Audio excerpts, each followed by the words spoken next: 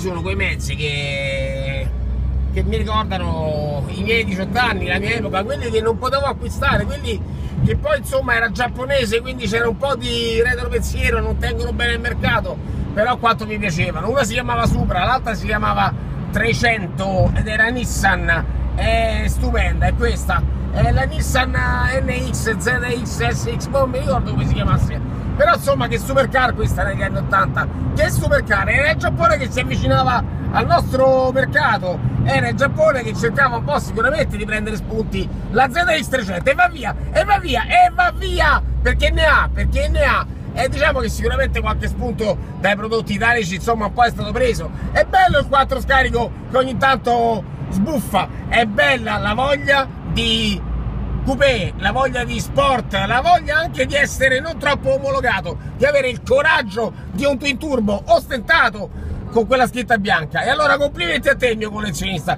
complimenti a te appassionato che negli anni 80 se l'avevi già hai fatto rosicare più di qualcuno. Adesso ti fai notare per il tuo stile, perché Supra e NX300 noi amanti del piede pesante le abbiamo tutte desiderate. Io non l'ho mai guidate, stima per te massima e totale, perché a comprare tedonici e italici siamo tutti bravi. Viva la life!